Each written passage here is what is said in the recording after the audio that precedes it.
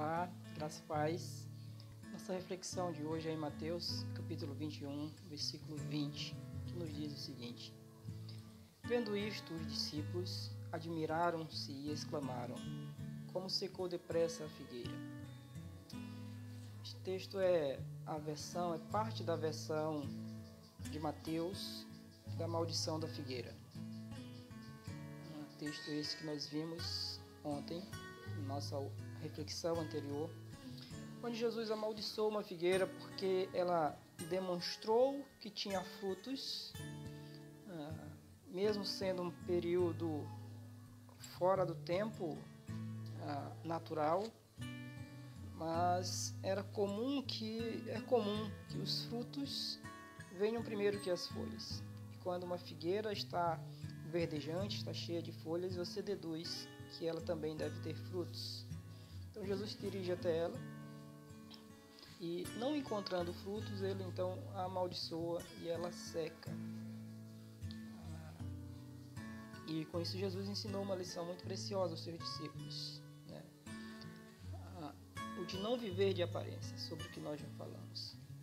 E em continuação a esse evento, nós nos deparamos aqui com a reação dos discípulos diante desse fato, diante desse evento. Curioso é que em nossas versões, na maioria delas pelo menos, nós observamos que há um ponto de exclamação ao final da fala dos discípulos. Mas na versão grega, na versão original do texto majoritário, por exemplo, ele apresenta uma interrogação. O que expressa, não só pela interrogação do final da frase, mas pelo versículo seguinte, que será objeto de nossa reflexão em um outro momento, mas nós percebemos que, na verdade, os discípulos estavam incrédulos diante deste evento. Embora Mateus coloque como, de maneira imediata, né, a reação dos discípulos ao evento, Marcos, que é o mais cronológico dos evangelistas, ele nos diz que essa constatação dos discípulos ela ocorre no dia seguinte, quando eles voltam pelo caminho e eles percebem que a figueira está seca. E aí, quando eles percebem que a figueira de fato secou, como Jesus havia dito que ela secaria, ou como resultado da maldição de Jesus lançada sobre ela, da palavra de Jesus lançada sobre ela, eles agora estão impressionados. Mas aqui a expressão utilizada aqui, admiraram-se, não é uma admiração puramente de perplexidade, mas é uma demonstração, é um demonstrativo de incredulidade. Na realidade, os discípulos estavam duvidosos de que aquilo iria acontecer.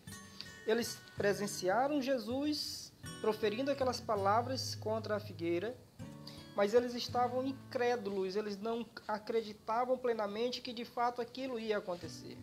Ora, vejam, eles estão caminhando com Jesus por quase 3 anos ou 3 anos e meio, porque aqui já é a última semana da vida terrena de Jesus, do ministério terreno de Jesus. Vendo Jesus operar milagres tremendos, fazer coisas que ao entendimento humano parecem absurdas, porque nós somos incapazes de reproduzi-las. E ainda assim, Jesus lança uma palavra sobre uma figueira e eles estavam duvidosos de que aquilo iria acontecer. É interessante, a incredulidade do ser humano é terrível, nós somos assim.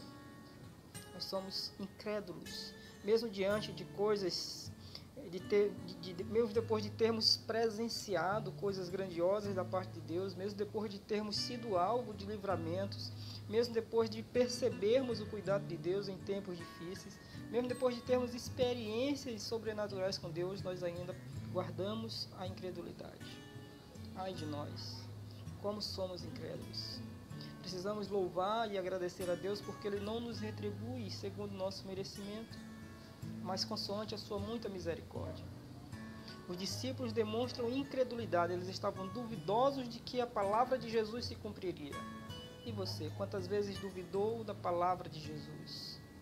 Talvez nesse mesmo momento você esteja passando por uma circunstância que você julga não ter solução e talvez duvide até mesmo de que Deus possa mudar isso. Eu quero dizer a você que não há nada que Deus não possa fazer.